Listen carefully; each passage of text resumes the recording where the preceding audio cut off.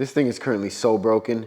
There's a bunch of things on it that need repairing, and they were getting put off, but it's finally time to get this all fixed up. The biggest and most important one of them all is this car had an insane vibration from the driveline after changing the gibo. So unfortunately, I was afraid it was a drive shaft, and that's exactly what it was. The U-joints were clicking like crazy once I got the drive shaft out, letting me know that I need to replace this drive shaft. So I ended up getting a new drive shaft off of a fella on Facebook, Corey Ellis. Big shout out to him. This thing looks very good. He's with HDT Automotive, and I'll leave their link in the description for this drive shaft because this thing is really high quality and I'm loving the way that it looks. I just know that it's gonna perform so much better, and I'm finally gonna have a car that is smooth as butter again. And the best part of it all, made in the USA. So this is a reinforced, upgraded drive shaft, as you can see. Apparently it twists a lot right here and the drive shaft gives out. On the new one, that is not happening. And yeah, the U-joints are one size bigger. I think these are 1210s and these are 1310s. And they're serviceable, so this is my forever drive shaft. I can now put my mind to rest with this category, even though I wasn't even thinking about it. I never knew that this would be an issue, but that was just because I've never had it happen before. Next, my door does not lock. It is so annoying. There's something wrong inside of this door, and it makes it so that I can't lock it from this driver door. It doesn't have enough power to turn it. Maybe it's the cylinder. So I bought a repair kit. I also got a new key because this one is so worn out, and I definitely just should get it all replaced. Also, while dailying the car, the window randomly just stopped working. So now my window doesn't go up or down. And the manual way to roll the window up and down is stripped on mine, which is so cooked. But I'm gonna try and clean it up and grease it because this thing was always super slow to go up. And then now it just gave out. So I don't know, maybe I do just need a new one. First and foremost though, I'm gonna get this lock situation figured out because I want my central locking system to work as well. I have a keyless lock system in the trunk of this car and it taps into the central locking system. The module is in the trunk and it's back over here in this corner. It's literally 4 wires. Damn, it's back behind here. But it's just ground, power, lock, and unlock. Those are the 4 wires. It's so easy to wire up and it's so worth it. You don't wear out the key door cylinder thing, and you can lock it from a distance. That is such a good upgrade, and it wasn't that expensive either. So when I unlock with the key, it goes up fine. But to lock it, it only goes that much. And then it's like the spring is slipping. Close the door on the latch. Yeah, like I have to push so damn hard. So maybe my lock mechanism isn't good. Just pushing down with my middle finger, it is so difficult. So there's no way this key is gonna actually be able to turn this. So that just has so much resistance in locking the door. Like, I think that's just turning the spring because of how much resistance that lock has. Yes! Finally, being a hoarder paid off. This has been sitting in my dad's shop for 5 years, and this convertible door has the same part number for the door lock mechanism as my coupe. I am so excited. I wish the window regulator was the same, but unfortunately it is not. This door, when I latch it, ha, with one finger, pop it down.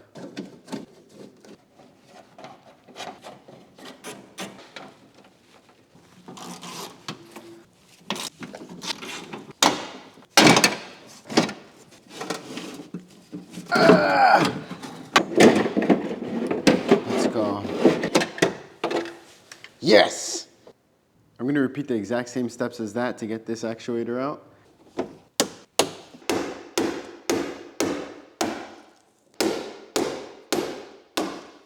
Impact screwdrivers are the best.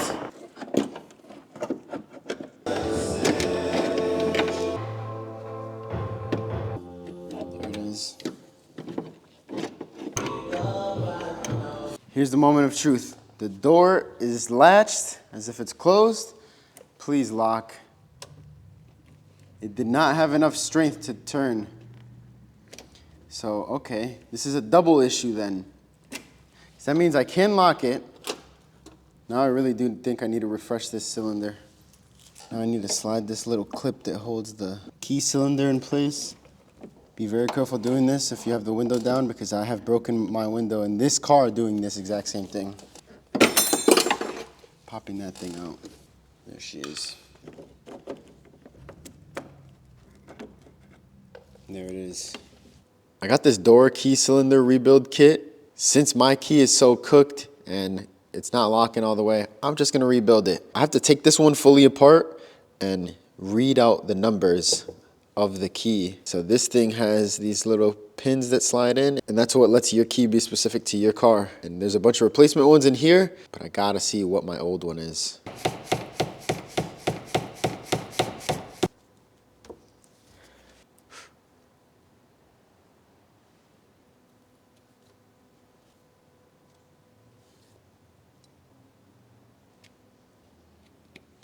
Dude, this thing is gummed up. Or is it that oh yeah, my key isn't fully pushing all of the pins down. There's a little pin sticking up higher. Let me try this new key that I got made. Oh, yeah, it looks like all of the pins are down. Hold on, this could be something. So with my old key, you can see that one right there is not fully pushed in all the way. And more importantly, that one there and that one there aren't fully seated. They're just up a little bit. So yeah, it doesn't allow me to go all the way because this is supposed to turn 90 degrees this way so that it'll deadbolt. Now with this new key, but that all looks like it's sitting really nice. So my key is very worn out and the locksmiths didn't know if this was 100% the profile that this cylinder had. So they just cut me what they guessed and it looks a lot better than my old key. Now let's see if it turns. Oh my God, it deadbolts. So it going 90 degrees like that. This is the normal range of motion, but on E30s, if you turn it all the way and then pull the key out, that's like permanently locked. You cannot unlock it unless if you get the key back in there and twist it up. Damn, it really might have been just the key, the reason why it wasn't locking. But whatever, I guess I just should rebuild this anyways. This new kit doesn't have that deadbolt feature. Granted, I only just now found out about it doing research for all this, so it's not that big of a loss. This is so worn out. There's like no high spots anymore. Yeah, of course with this new key, it just slides right out. Damn. All I needed was a new key. I don't even have to be doing this, but whatever. I am just gonna take it apart so that I know with certainty what the code is for my key. So I can then have it cut into this nice, genuine BMW key. I really do not wanna have this metal one, but this is a good spare to have if the code is correct, which granted it should be since it turned all the way. Oh, I just had to come out a little more. There we go. As you can see, the number on that one is 3. That one is 1.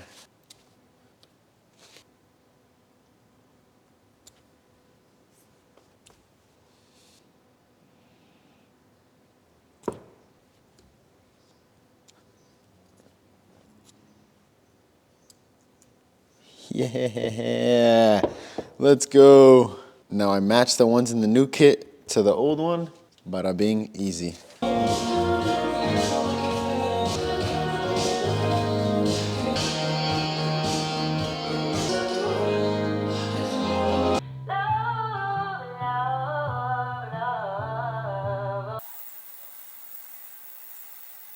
There are so many issues with this key lock situation that are rearing its head.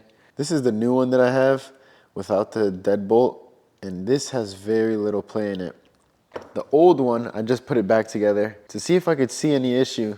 And this little ball right here drops into right there, and then that whole assembly slides right in just like that. So that ball sits in this channel right here. And as you can see, it is so worn out. I'll put it back together so you guys can fully see. There we go. That goes into there. And because that is so worn out, this has so much play. So when I go to turn the key, it doesn't do anything in this whole range right here. So I cannot use this lock. It is way too worn out. Because of that, I will use this. I was thinking about returning this, but I can't. I now need it. I got all of the rumblers, I think they're called, in. Now comes the part. I just hold them nice and shimmy the key right on in. Oh no, those look like they're sitting up higher. It's upside down. Motherfucker, no way does it actually not work. Damn it. My old key is exactly the same as how my new key is, so I don't think it's a key issue. I might have put some numbers in wrong, even though the rumblers are in the exact same way as the other one, but maybe because there's less on this one since the last 2 on one side and 1 on another are for the deadbolt. So it's shorter, but I don't know. I don't feel like that would change anything. This still should work. I flipped them around, but that's also not right. But maybe I'm going in from this way in and I should be going this way in. There's like so many ways to do this. So I'm gonna try that one last time. Yes! I was messing with this for so long. And it was that I was matching up this gap right here from when you put the key in and see how that's not turning. And then when you go here, now it turns. I was thinking that this was the one that had 5 rumblers, but this is actually the one that has 6 rumblers on the stock deadbolt one. So I just took the right side and put it where the left side went, and it works now. Yes! It's kind of confusing, but I was very confused how this spring went. Ow. But my guy Hooli figured it out. This lower spring goes there, and then this one you gotta force it around. Ow! Around there, so that this notch goes right in between the spring right there. Now it will return to center. Oh yes. Oh yeah. That is such a beauty. Let's go. I got the dowel punched in, and just like that, it is assembled, and I have a car that locks now. Not being able to lock this car, I am so glad I can finally do it. Yes. Let's go! To lock, very easy. Oh my goodness, finally. This had 3 issues in one. The key, the cylinder, and the actuator all being bad because I couldn't even lock it by hand because the actuator was bad. The key was so worn out, and also the cylinder. I am so excited. Yes! Dude, since my window stopped working, I'm trying to pull this window motor off to see if I can unseize it, because I heard the clicking in the window motor as if it was receiving power and trying to go up and down, but it was just stuck. So hopefully if I take it apart, I'll be able to find exactly what the issue is, because you cannot buy motors and regulators anymore. It's crazy.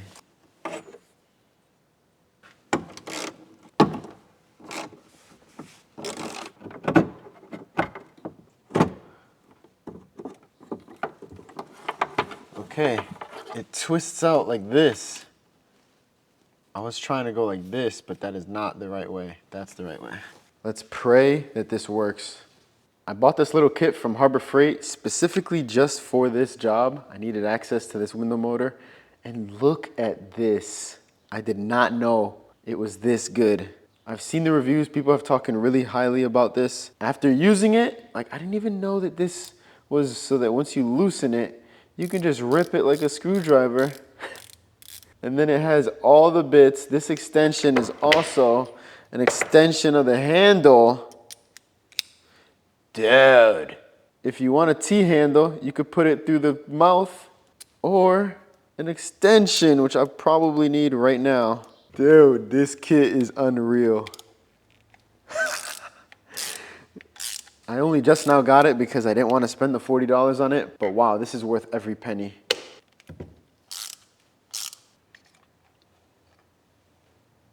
So I got it connected to the car.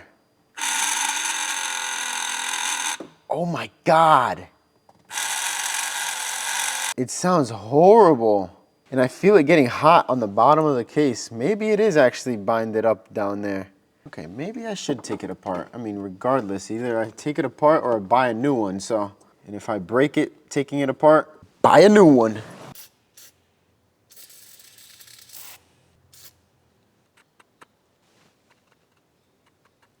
There's so much resistance.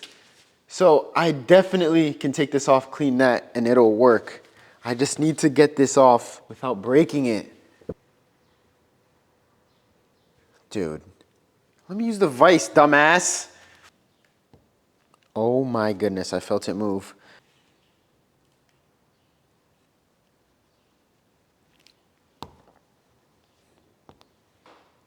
Wait, I can push up on this whole thing?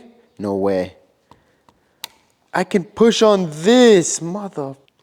Okay, I'm really glad I didn't break it before I found that out. Yes. Yes, man. You're always gonna have the best luck if you can stabilize whatever you're working on 100%. If you can stabilize your ratchet or wrench 100% before putting force on it, you are gonna have a lot better of a time. Main example is when you rest the ratchet on the transmission tunnel, getting the transmission bolts loose, it makes it so much easier to crack it rather than trying to hold it with the other hand because your other hand absorbs so much torque. These things in there are magnets, so I'm assuming I pull this out and that all comes apart. Ow, motherfucker, that thing is definitely seized. Oh! Whoa, it already spins way better.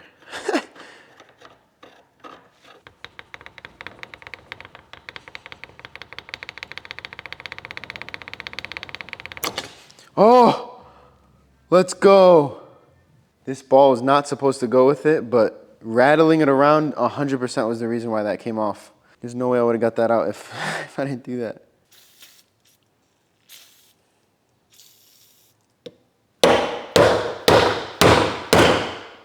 Oh, wow, that actually worked, but it's marring it a little bit. So I just set it loosely over there, just not all the way on there, and hammered it down.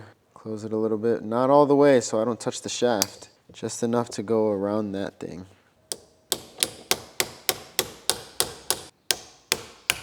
Oh, that was a big one. Yes. Yes, yes! Dude, it actually worked. I thought I was being too aggressive, but that was perfect. I'm gonna try some steel wool first, and then if that doesn't work, I'm gonna use 1000 grit. Get this all cleaned up so that that end matches this end down here. And I'll also use that 1000 grit on those marks that the vice grip left initially, but it was inevitable.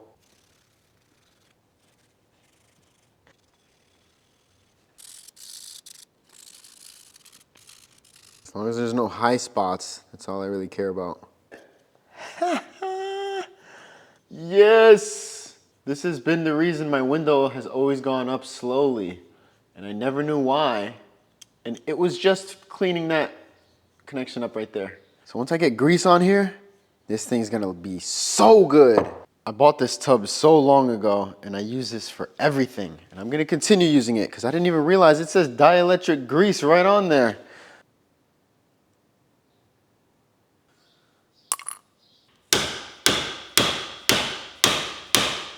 I think it's in place. Yeah.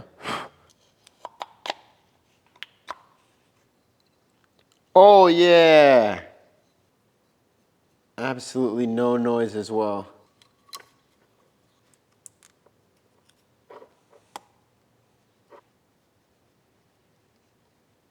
Get a shit ton of silicone in there.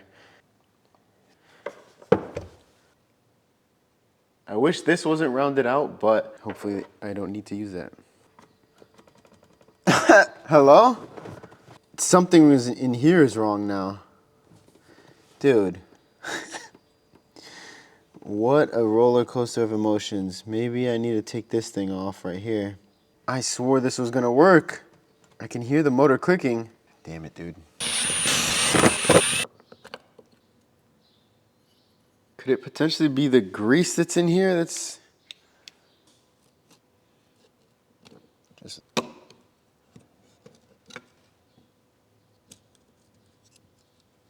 Very carefully now. There it is. I'm definitely cleaning all that grease out. I'm gonna just get as much grease off as I can and let this sit in the ultrasonic cleaner for a little bit.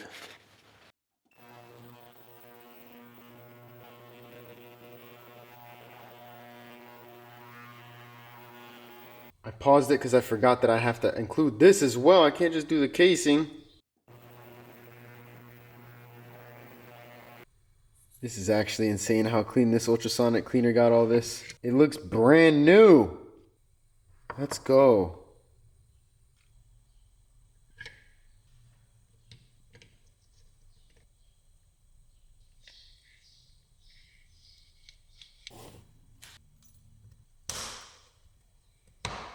It should be ready to get thrown back in.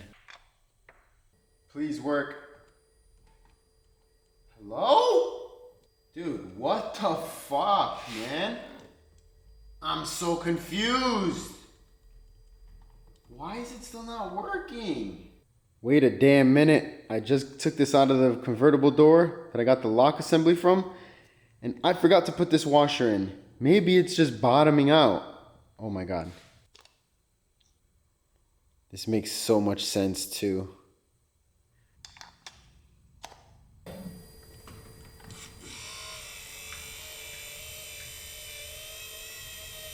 World's slowest motor, or am I bugging? I actually don't know.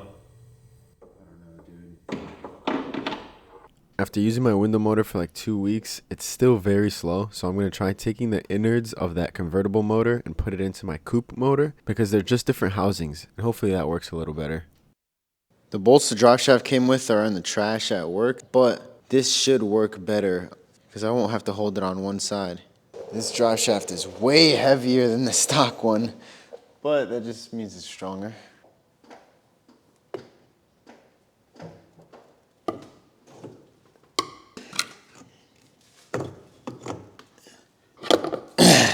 Fuck, this is an E36 center support bearing. Dude! Oh my God. Oh my God. This drive shaft is so much heavier. Damn it, yo. This new center support bearing that I bought looks to be the exact same as the E36 one that's on this new drive shaft. Since this is an E36 drive shaft, this does not look anything like my E30 one. It's Friday too. This is so annoying. These marks all signify the balance of the drive shaft.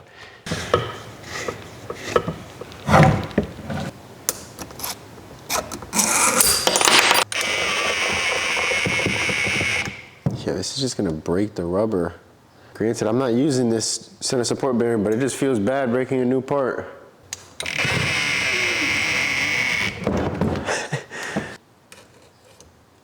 Damn, this thing is so good.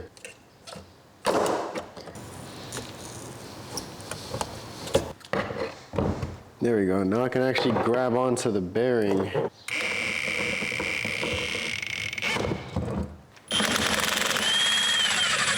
Yes! It only took sacrificing this one. It stripped the threads out in this piece of junk from Harbor Freight, but yeah, that took a lot of force to pull this off. This thing is not symmetrical at all. This one has to be towards the passenger side. It's gonna go in just like this.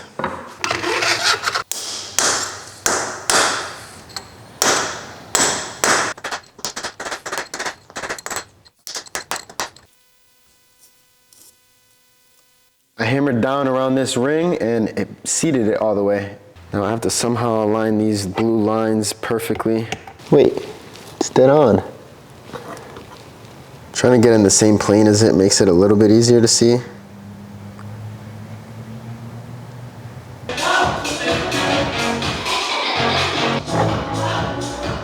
Ah! Yes! Uh-oh, think about you.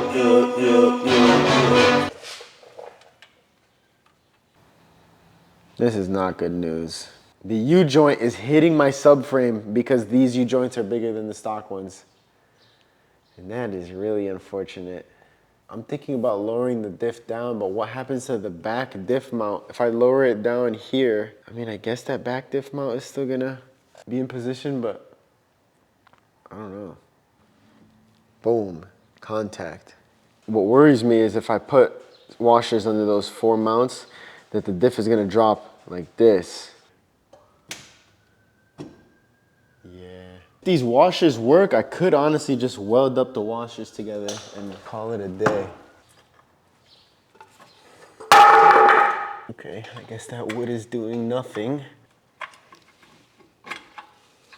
Yeah, that's annoying.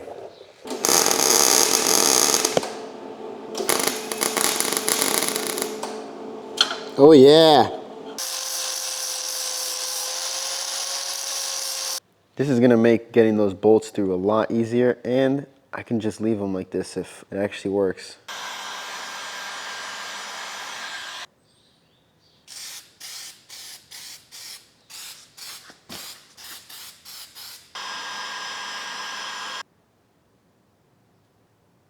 The washers are in position above the differential, and now is the moment of truth. Yes! Wait, is it actually hitting? What's that noise? The drive shaft's not hitting the subframe anymore, but now it feels like something else is rubbing. There's no longer contact with the subframe. So the 4 washers ended up working perfectly for that. I knew I heard something. Of course, the front U-joint is also hitting a little bit, but I think this one can get solved with a good old hammer. Yeah, look at that. Oh yeah, I'm gonna hammer that shit up. It's only hitting right there, but I gotta dent that whole area in.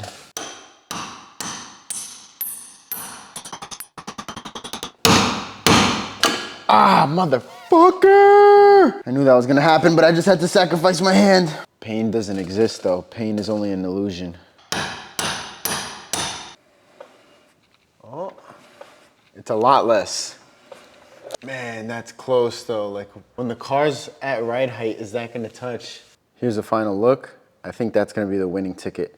I'm gonna spray some primer on it real quick, make sure that it's all nice and coated. Yes! Yes, dude!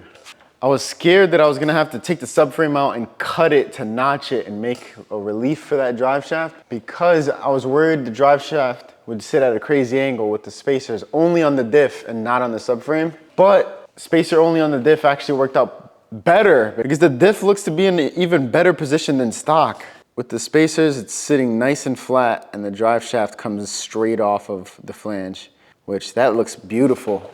And the only kick down is right there at the center support bearing. It's looking beautiful like this.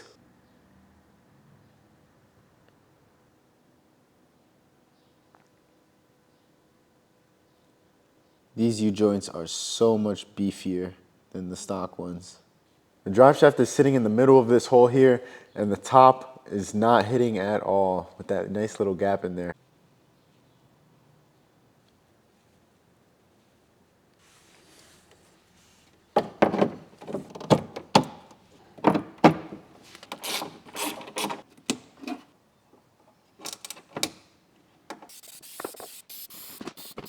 Now let's see if this damn window works. It does. It still seems a little bit slow though. Oh no.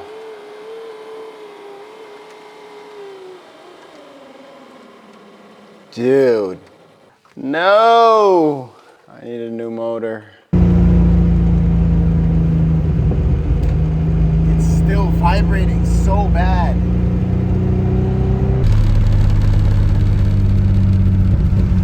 Dude.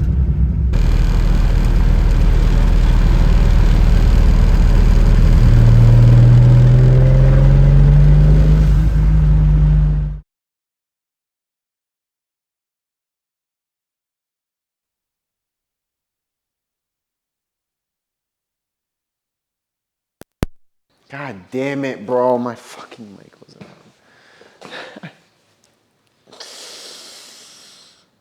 I was really hoping that this drive shaft would fix the vibrations, but I'm so disappointed to find out that it did nothing. It's still there, just as bad as it was before. I spent $800 on a drive shaft hoping to fix these vibration issues, and it did nothing. That is so heartbreaking and gut-wrenching, but this is a part of it. This happens to everyone. It's not just you. I know a lot of you guys have been through situations like this, and it's brutal as fuck. I'm gonna be honest, it sucks so bad, but there's only one thing we can do, Because realistically, me sitting here bitching and complaining about this not working and not getting it fixed is not gonna do anything. There's a quote that I really love in situations like this. Oftentimes, we suffer more in imagination than in reality. And that's the case now because I've been keeping a piece of information hidden from you guys because I was hoping that I was gonna fix the vibration and then fix this issue last to top it off and have it be completely sorted. But my car has been having issues where right when I turn it on, the car clutch fully pushed in will not go in gear. And I'm telling you, I'm slamming it as hard as I possibly can. Nothing works to get it in gear.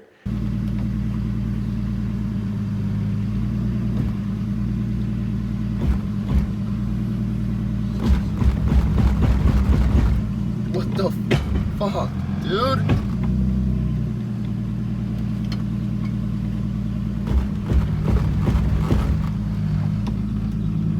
Clutch is fully in. Look at how fucking fast it is. Dude. And it just feels like the car is pushing forward anytime I'm pushing it into gear. And I turn the car off, let it sit for 10 seconds, turn it back on, car goes into gear, and it's all fine. So I was hoping that the drive shaft was the vibration issues and that maybe the clutch master was the issue. And I even bought a new clutch master and a clutch slave that I was gonna throw in hopes of fixing this issue. But it looks to be that maybe my subconscious is right. I think this could be a clutch issue. The reason it's so painful, my clutch is $1,300. It's a DKM twin disc and it's my favorite clutch ever. It's been in this car since 2020. It's been 5 years, so this clutch owes me nothing. I'm not upset at the clutch, I'm just upset at the situation. And at myself more than anything because I knew deep down that this was the issue, but I couldn't bite the bullet in pulling the transmission out just to check. But it only takes an hour to take the transmission out. So realistically, I should have just done this from the beginning. Take the transmission out, inspect with my eyes. Something could be wrong. If nothing's wrong, put it back together and act as if nothing even happened. That's what I should have done from the beginning. But instead, I pussyfooted around it, did the drive shaft, which granted, the drive shaft eventually needed to be done since it was knocking, but it was just so unfortunate. I thought that the drive shaft dangling when I did the Gibo was the cause of the vibration because it got worse after I did the Gibo. But it could be just that the Gibo now is transmitting so much of that vibration into the driveline. I don't know, dude. This is just, it's unfortunate and it's just part of the game. Everyone has misdiagnosings. Sometimes they're worse than others. Sometimes you spend $1,000 for nothing. Sometimes you spend $100 for nothing. But this transmission has to come out. And honestly, at this point, I'm hoping that I could just change the clutch out, replace it, and have the car be absolutely perfect. So yeah, the most important thing is that you guys know this happens to everyone. You cannot let this affect the end result. The end result is driving the car. Everyone wants to drive their car. No one wants to have it sit on a jack stand for a year and nothing happening because it's just constant setback after setback after setback. There's gonna be setbacks, but you just gotta take the next step. The next step is the most brutal, but it just has to happen. You just gotta get on with it because these projects either make or break someone, and there's no way in hell I'm gonna let this car break me after everything we've been through, me and this damn car.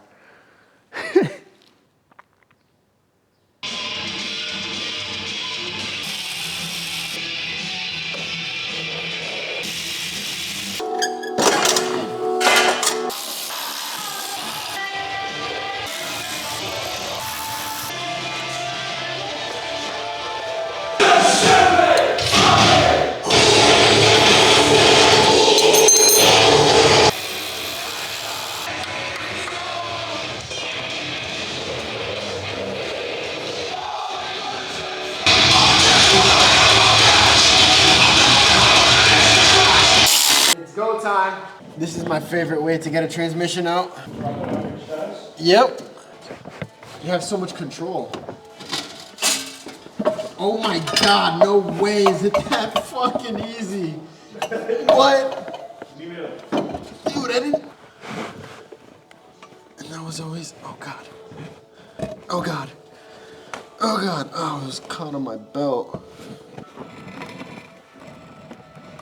No way, that was that was literally first try. I lifted it, pulled it up, and it came out. Dude, that's why I was such a pussy about taking this out. It's normally such a bitch. Less than an hour of real wrenching and it's out, bro. I'm such an asshole for not doing this earlier. But now's the moment of truth.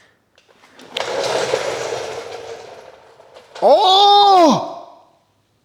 What the fuck? What the fuck? I'm so glad I got my reaction on camera. What happened? Dude, how is this thing driving? What the fuck happened? You're keeping a poker face? Was it a good one? Because the second I saw that, I was like, oh my God, in my head. That was a good poker face. I thought nothing really was that visible. Yeah, I was screaming in my head. What the fuck, man? Good shape? Oh, wow. What the I closed my eyes and everything fell. What was that? This one's not bad. Oh, these sheared off. What? Because there's these little pins.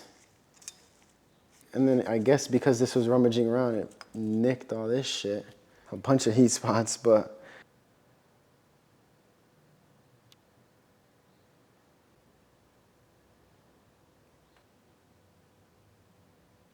Yeah, it feels really smooth, but there's just those little heat spots. Oh, wow. It's so smooth. Maybe I could just get new discs and try and just email the company and see if they sell that separately.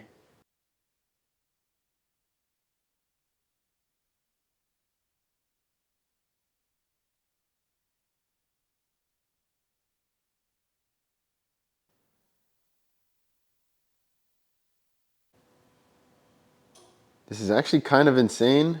I just got their fully refreshed clutch back from DKM. I sent them an email about what happened with the picture included, and they said that is not supposed to happen. So they told me ship out my entire setup with all the bolts, everything, so that they can refinish everything, get it rebalanced, get new clutch discs in there, and get it fully fixed for $0. I am so speechless. The reason I was so upset about taking this transmission out was because I was dreading buying a new one. But come to realize, they told me, even if this wasn't a defect with my clutch, and it was just that my clutch was fully worn out and I needed to get a new one, they will do the same service as they just did to now, but obviously I have to pay for it. But it's a lot cheaper than buying a whole new clutch. So if I've worn my clutch out all the way, I'm definitely sending it back to DKM so they can just get this fully refinished, and it's a lot cheaper than the $1,300 brand new clutch, which I didn't even know they did that. That is such good news that a company's holding up their product like that. And they told me they know the customer purchased a very expensive product, so they want to have the customer have the best experience with that product. If they need to refinish it and do something to it, they're not gonna make you buy a whole new one, which I was honestly speechless to hear that. And this was already my favorite clutch drivability wise that I've ever driven. And the fact that the customer service is this amazing, I'm honestly speechless. I also had some wear marks from the throwout bearing on these forks, and it doesn't look like there are any of those anymore. So I don't know if they replaced all the fingers as well, but this thing looks brand new. When I first saw this, I was like, yo, there's no way this is the clutch that I sent them, because this thing looks absolutely spotless. This was the disc that was damaged, and it's looking beautiful. The whole thing looks like it was replaced.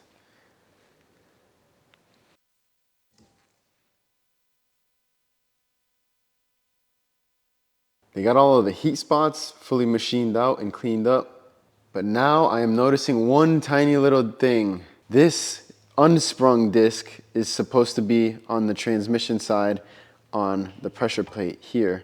But the one that's on the flywheel is supposed to be a sprung disc, and this one isn't sprung.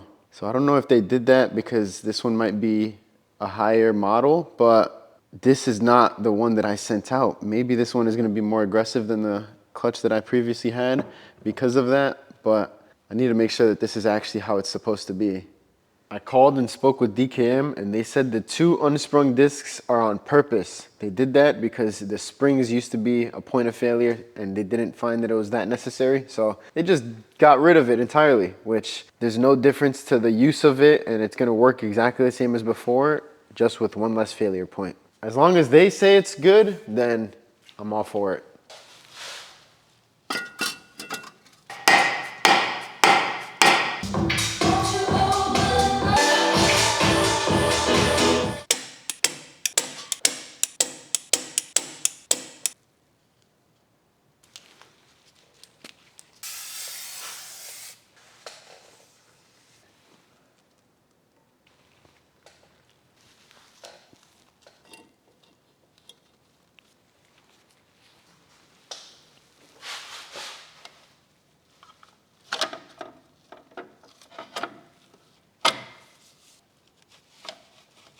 Damn, there's so much movement in it.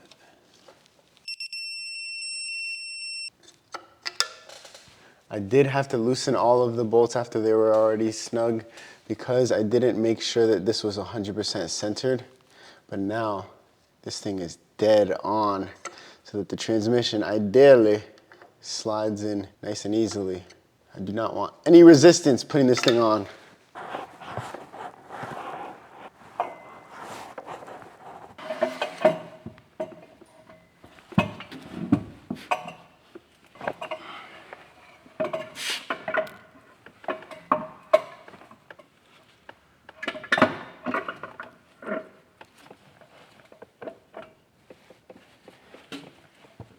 I twisted it a little bit and it seems like it caught.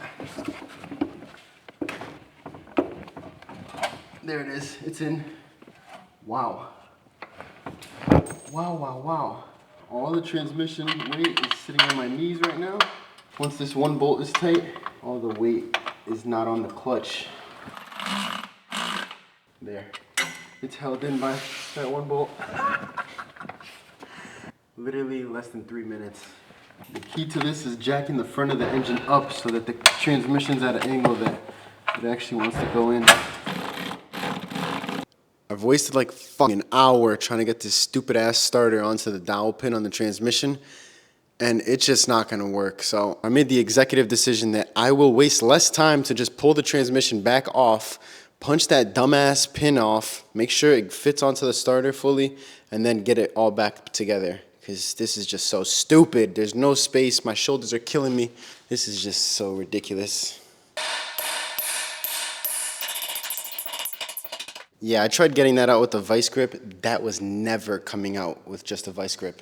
And it's so annoying how easy it was to just pop the transmission out, knock that out, and get it back in.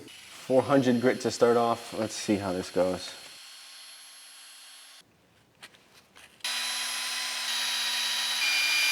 I just tried it on the starter, and the side that I went hard on slipped right in, and the side that I barely went on is tight on the transmission. So that's actually perfect. Because, yo, I just put this dowel into the starter.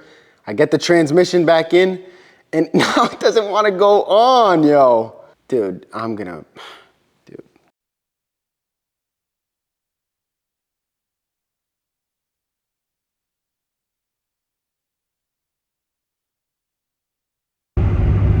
I was just cheering, saying, yes, it feels so good.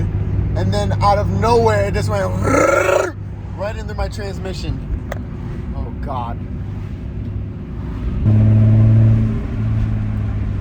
I can't get it to do it again.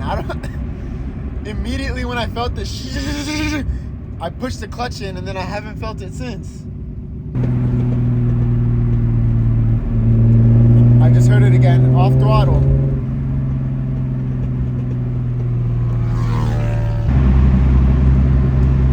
I literally can't get it to do it. Suspecting it could be the front U-joint that I clearanced where the chassis was. It was very close. Maybe when the ride height. Besides that little hiccup though, this car is 1,000 times smoother now, and I am so excited.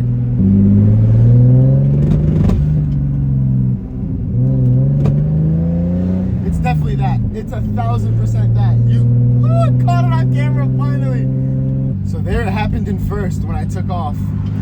Not even that aggressively, but I felt it under my arm, like right here. 1000% it's that front U joint. It's not that much more work. I want to put the E46 on the lift and not this car.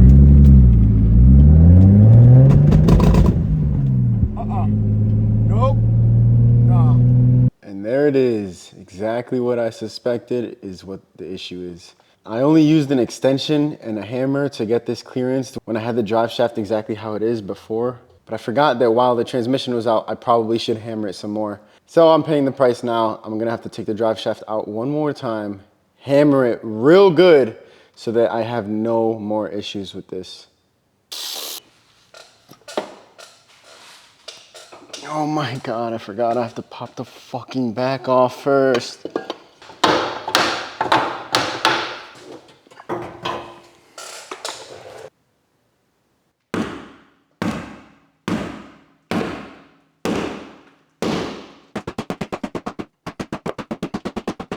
I'm just gonna overdo it because I really don't want to do this again.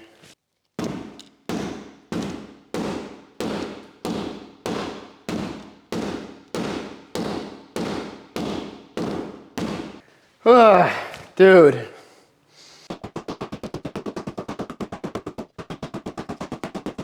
I'm calling it there. It's enough hammering on my car.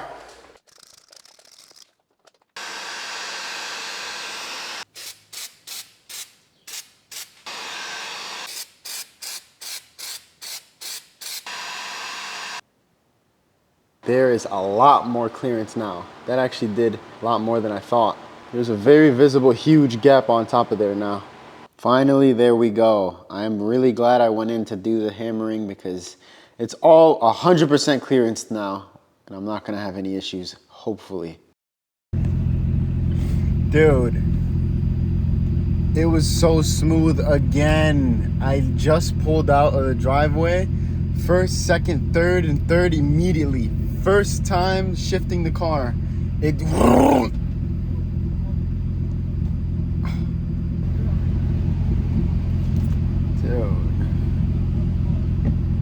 Dude.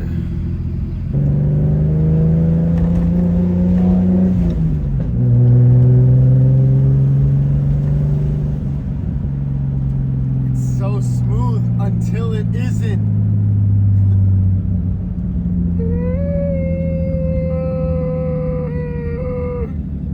I don't know how much more of this I can handle. This is ridiculous, dude.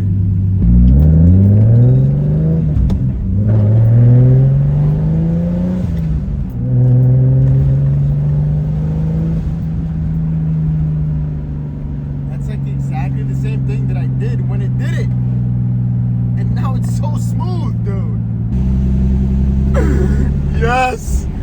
I'm on my way to work right now. I had a conversation with ChatGPT last night, and it told me that this is actually a common thing with twin discs when they're breaking in, and especially when they're cold. Since now there's no spring inside the clutch and it's just all unsprung, you feel everything. And that 100% was the issue because it happened 2 times right when I started driving. And then in me trying to find that same cold shutter is where I found the drive shaft clearance issue. So those are 2 separate noises.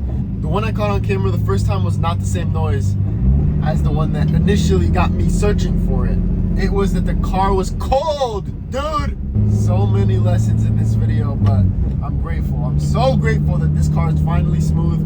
You guys are mounted to the car right now, and it's not shaking like crazy like it was before for months and months. God, this was such a roller coaster of emotions, I swear. So yesterday as I was getting home, I had crazy contact with the drive shaft again. And after talking with ChatGPT, I came to the realization. It assumed that I had a poly diff bushing, and I don't. So I now look at the diff bushing. Oh my God, that's 100% the issue, dude. Motherfucker. I always had a rubber bushing so that it could be safer on my axles, but now that everything is solid with the bigger drive shaft, unsprung twin disc, this is 1000% the issue, dude. I was not planning on changing this turbo out, but since the diff bushing is smoked, I was like, whatever, let me just do absolutely everything on the car. This car smokes a lot when I idle for longer than a minute, and the reason for that is I don't know if you could see it, but there is so much axial play. So in and out, there's so much play. And that's bad because there's two rings, like piston rings, that sit inside the turbo. And if there's any movement in and out, then that allows oil to go into the exhaust and then just turn into smoke right away. So I can't be having that. That's really not good. I was gonna buy a Pulsar turbo, but because of the tariffs on China, it is now a lot more expensive. So this is probably gonna be my last eBay turbo. It's like $120, but this thing has never had coolant running from it from the start. I only just added coolant to my turbo on the car, and I think this is gonna be a big difference. For adding coolant, the turbo would get extremely hot, especially doing DoorDash days. So I'm hoping once this thing has coolant running through it, it's gonna have a lot more longevity, which it makes sense that it will, but we're gonna put it to the test. What? I swore that there was gonna be a bunch of water completely filling these lines.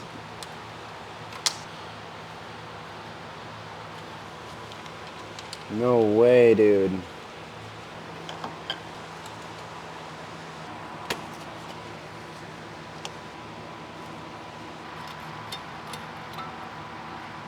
Damn, she's already ready to come out.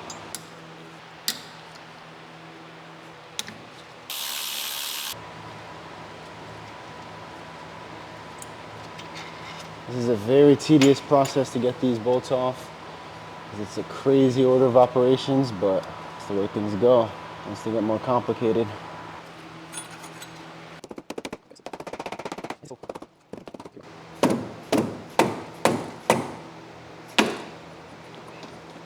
There we go. It worked. Oh shit. Oh my God, no wonder it makes no boost, bro. There's a huge hole in my intercooler pipe. Again. Fuck, I need to weld this cast 90 onto it. That is not acceptable. There's a huge hole. No wonder this thing, bruh. Bruh.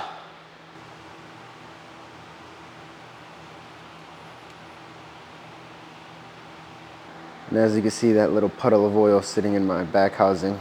That turbo is just letting all the oil get into the exhaust. I found this elbow that I've had for years, but I'd never put it on because it doesn't fit. So I'm thinking I might just hammer the wheel well to make it fit, but we'll see. Let's try it. The clocking of this turbo is really dependent on the oil drain. It's a flexible drain that comes around and dumps right over here. And the biggest point of contact is right on the manifold down here. So I have the drain bolted up to the old turbo so I can mock up this elbow and make sure that I have enough room. And I'm pretty sure the point of contact was on this exhaust manifold. Man, this thing is drenched in oil. This turbo is ridiculous when it goes bad. Look at all that.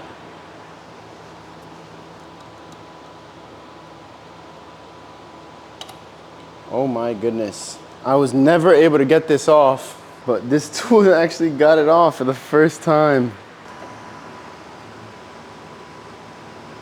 Bro, what? This sits a lot more flush than I thought it would. I thought this was gonna be like a huge point of contact. Okay, so the wheel well has absolutely no interference issues. It's purely on the exhaust manifold. I was able to get some really clear pictures on my phone.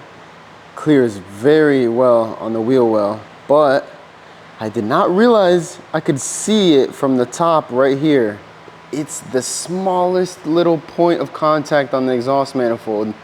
Now I want to get this clocking as close as possible before getting it in. It's lined up with about my ring finger. Just a little more. The scientific way. Now comes the very important part of marking it as best as I can. Wait, what the hell? It fits worse now because, oh yeah, I can clock the compressor housing a little bit. Yeah. Damn, that's crazy that just a smidge of movement. Wait, so maybe if I just give it some more movement, hold on. I give it some more movement, is it gonna completely get it away from there? Like now it's pointing it into the wheel well, but can I find a sweet spot? That's the angle right there, honestly. I don't think it's even hitting on the exhaust manifold. Oh my God, it's not hitting on the exhaust manifold. And it's not hitting on the wheel well either, but it's very close to the wheel well. Where's this damn Sharpie? Since I don't have a TIG welder yet, I do have to bring this to my dad's shop to TIG weld it, but I took like 10 minutes to get this all marked up to make sure that it was 100% where I wanted it to be. And I'm happy with where this was. And now to also lock in this compressor housing location, I'm gonna give it a mark across all of the things, across the bolt, this little flange thing, and the compressor housing. Oh shit, and then also it's gotta be on this one too, because this is the compressor housing and this is the actual turbo. So hopefully this makes it a little bit easier to get the turbo exactly how it was when I marked it. I got it as best positioned as I can, just loosely clamped because the clamp isn't letting this pipe sit fully flush on here. If I clamp it really tight, it wants to wiggle a little bit. I'm just gonna do 4 tacks on it and then bring it to the shop, see how it fits, and then tomorrow I'll weld it up because it is 100 degrees today. I'm not doing a full bead right now. After a full day of work in the sun, I'm all set. I'm absolutely cooked. So damn hot today. My head is pounding from being in the sun all day. Oh my goodness. I didn't preheat this because I was just doing these 4 little tacks on it. I had to hold the torch onto it for like 10 seconds for it to really heat up the cast aluminum. And now it is so damn hot. That looks really good. Let's go, dude. I got it in and it actually bolted up. And looking at the clearance, it is very close on the wheel well. There it is. Let's go. Maybe there's gonna be twists of the engine and it's gonna cause this to go lift up and slam into the wheel well. We will see though. I am extremely happy that it even fits in general to begin with. Let's go, dude. It didn't need like any modification at all. Yeah, I really like the look of this. That gap right there, just about the same gap on the exhaust manifold side. Let's go. Finally, I was able to make this fit and it wasn't even that complicated. It was just a case of getting the clocking perfect on this turbo.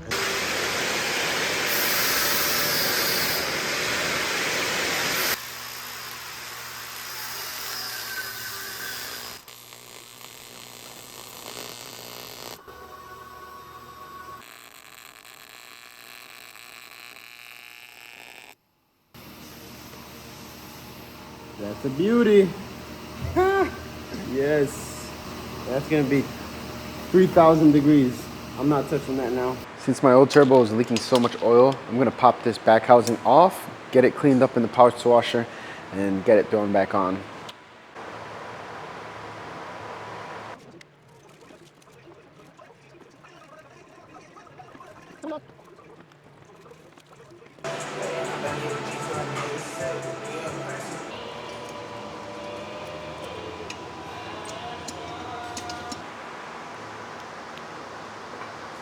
Marking the clocking on this turbo was really like the best thing that I could have done.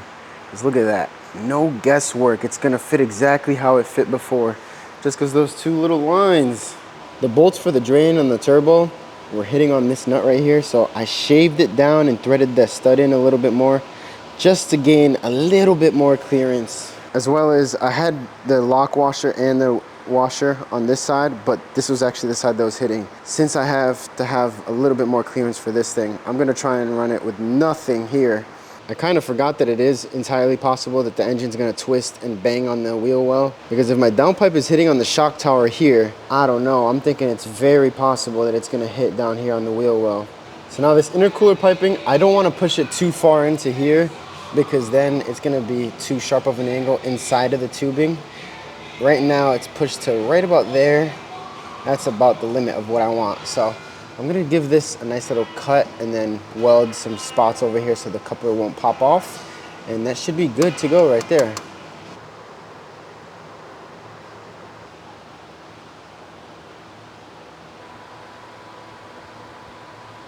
I prioritized the gap on the engine bay side rather than the exhaust manifold side because the turbo is never gonna move from the exhaust manifold. That gap should stay true to that size right there always, since they're bolted together. But on this side, there's a very good chance that this is gonna start banging into the wheel well. And I don't wanna crack anything like my exhaust manifold or turbo or anything.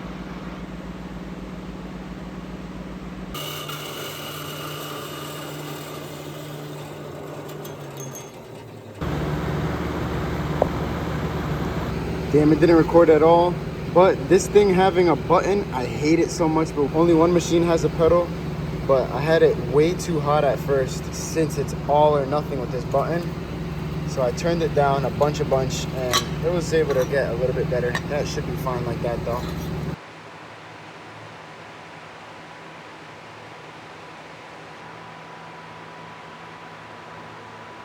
Oh yeah, let's go. That looks so much better now, and it's gonna function 1,000 times better as well. I'm now really excited to see how long this new eBay $120 turbo is gonna last. It's a GT3582, it's the same turbo I've always had on this car, but this is the first time me using coolant on it from the get-go, with it being brand new. So it shouldn't overheat as much as it did when it was only oil, and I'm guessing that's why it was smoking so quickly. And it was just smoking a crazy amount anytime I idled the car.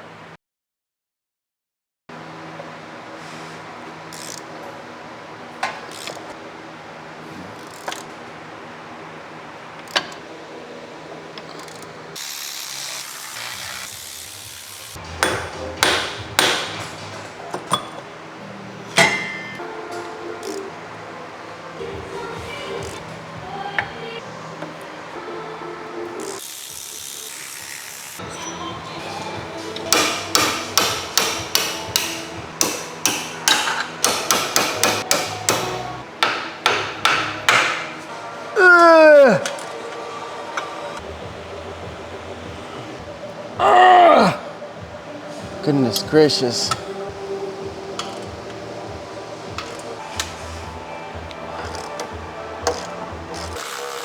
All right, it should be out right now. Now I'm just gonna very carefully.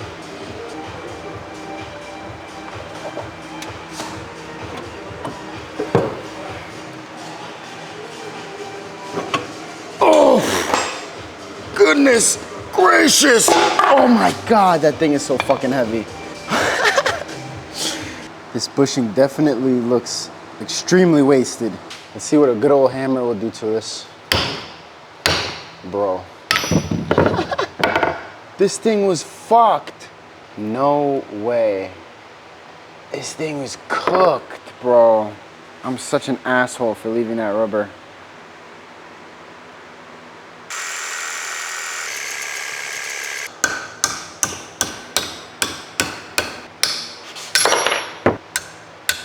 Yes, dude. I just gotta clean that up a little bit, make sure there's no sharp edges, pop the new one in, bada bing, bada boom. Using some 400 grit now. Both of these are from Condor Speed Shop, and I got the longer 48mm differential studs. This is gonna make my life 1,000 times easier to install, because I literally wasted 2 hours trying to line those bolts up last time. And I said, never again do I want to do that.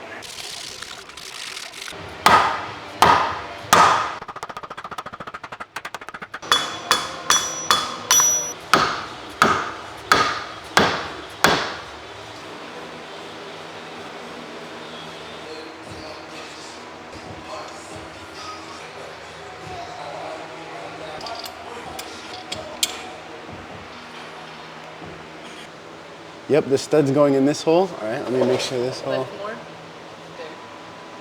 Oh God, no, hold on. That was the car going up. Fuck. The studs on the back are so long that it's now not allowing it to twist up into place. Am I gonna have to take the drive shaft out to get it to go in? This is fucking annoying.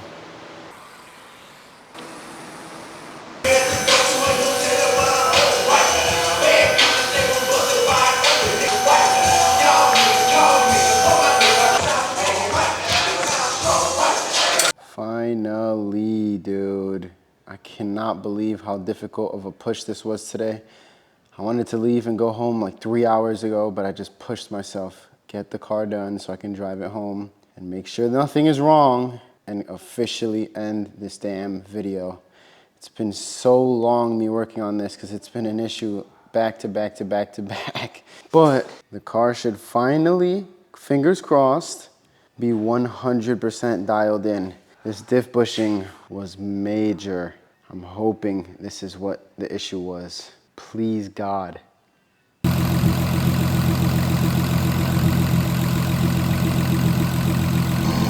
What the hell?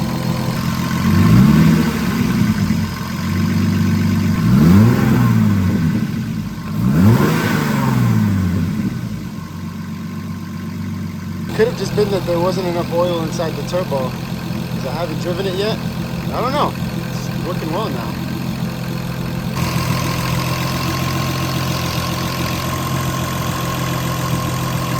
Baby, look at that gap from the exhaust manifold.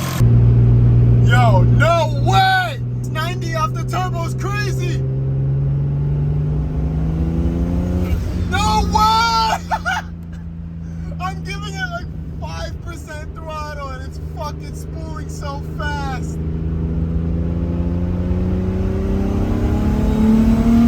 Oh my goodness, it sounds different and everything. It's so much better!